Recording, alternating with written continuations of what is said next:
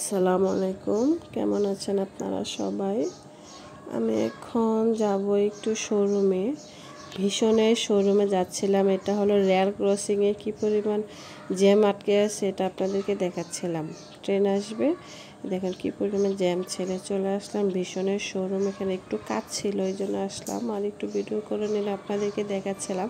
Electric চুলাগুলা, ননস্টিকের পাতিলগুলা অনেক মাল উঠেছে, পুরাটা শোরুমে ভরা ছিল মালে। ঈদ উপলক্ষে নতুন নতুন মাল এসেছে এখানে।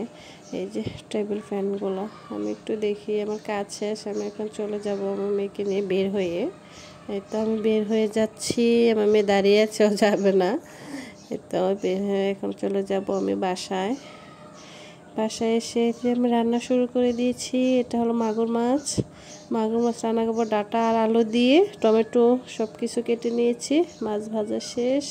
তো ফ্রাই প্যানে এখন ডাটা আর আলুগুলো দিয়ে দিচ্ছি, এগুলো কষিয়ে আমি ডাটার সাথে কিছু পুঁই শাকের ডাটাও দিয়েছি। পুঁই শাকের ডাটা ছিল, এগুলো কয়েকটা ছিল অল্প, এই জন্য দিয়ে দিয়েছি।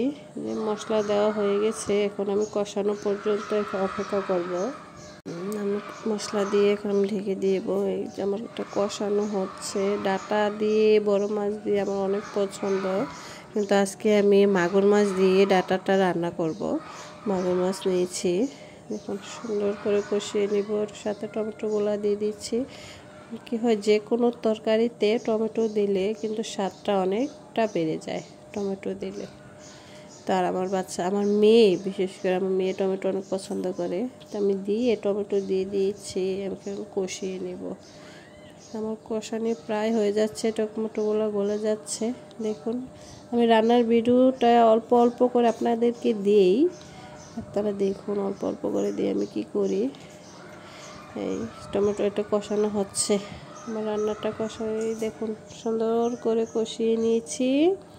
কষানো হয়ে গেছে, প্রায় কষানো হয়ে গেছে। দেখুন কীরকম হয়েছে, ডাটাটা পুরো সিদ্ধ হয়ে গেছে, দেখেই বোঝা যাচ্ছে। এই যে আমি এখন মাছগুলো দিয়ে দিয়েছি, মাছ ধনেপাতা একসাথেই দিয়ে দিয়েছি। ফ্রাই প্যান ফাঁকে একটু গিয়েছিলাম মেয়ের কাছে। দেখুন আমার মেয়ে কী করছে, ওইখানে দাঁড়িয়ে দাঁড়িয়ে মজা খাচ্ছিল। দেখুন আমার রান্নাটা হয়ে গেছে। এই তো অলমোস্ট রান্না শেষ। আমি ফ্রাই প্যান থেকে একটা হাঁড়িতে ঢেলে নিয়েছি। আমি ফ্রাই প্যানে রান্না করে হাঁড়িতে ঢেলে নিই, ফ্রাই প্যানের তরকারিটা রাখি না।